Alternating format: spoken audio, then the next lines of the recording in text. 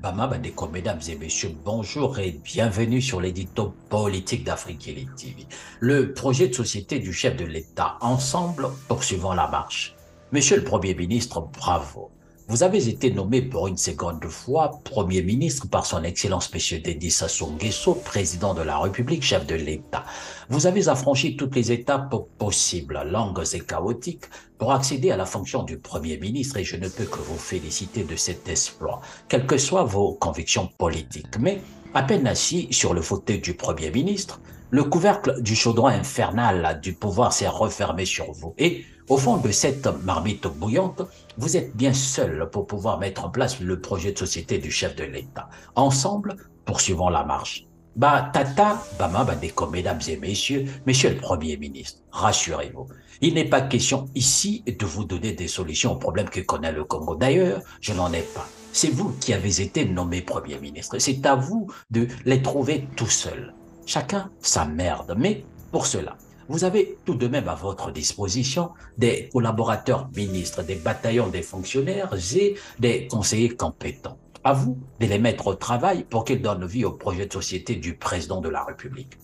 Monsieur le Premier ministre, je suis là devant mon objectif pour vous poser des questions les plus importantes qui soient. Et ces questions s'adressent à chacun d'entre vous, membres du gouvernement, députés et sénateurs. Comment réaliser les 9 axes stratégiques de société dans un pays où nous, Congolais, nous avons le sentiment que les élections et la démocratie ne servent à rien et ne règlent aucunement nos problèmes? Chômage, difficulté d'approvisionnement en eau et délestage récurrent, sans oublier une inflation qui fait fondre le pouvoir d'achat. Comment réaliser les 9 axes stratégiques de société dans un pays qui joue désormais en troisième, pour ne pas dire en quatrième division, alors que hier, il se targuait d'être un exemple en Afrique centrale? Comment réaliser les 9 axes stratégiques de société dans un pays qui ne sanctionne pas les gros poissons ni les mini-frites?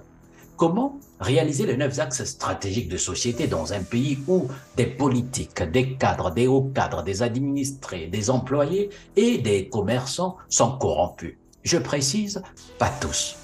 Comment réaliser les 9 axes stratégiques de société dans un pays qui dilapide l'argent des générations futures?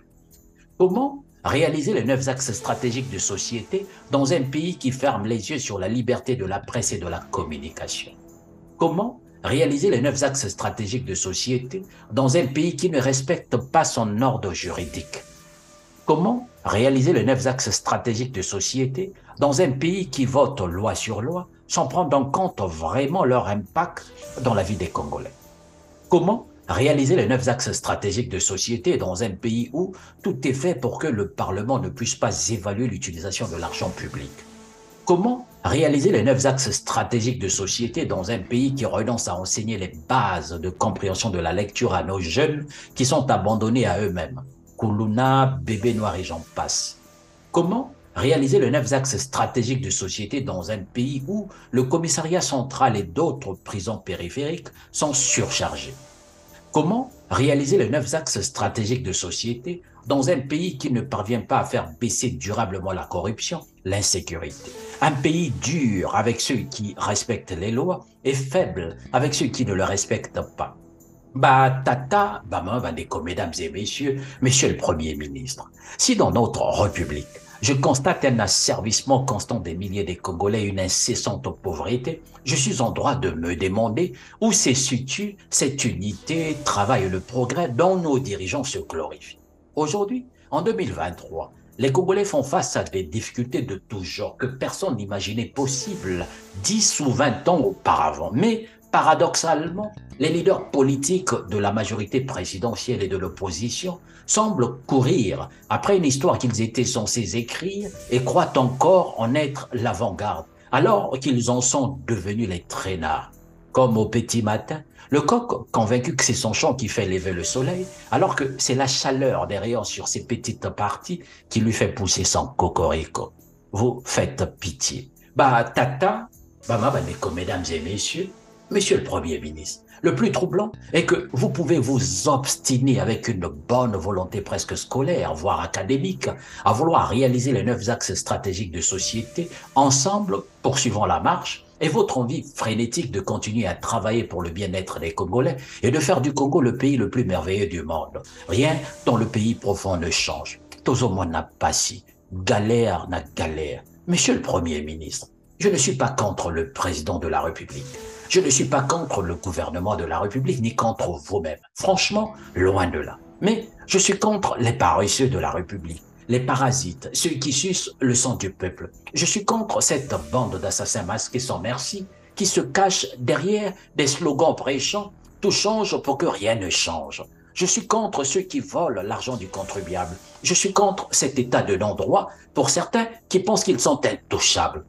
Tata, Deko, mesdames et messieurs, monsieur le Premier ministre, devant le peuple, j'en prends solennellement l'engagement à travers cet édito de dire que ces visiteurs du soir n'aideront jamais le président de la République à poursuivre la marche vers le développement.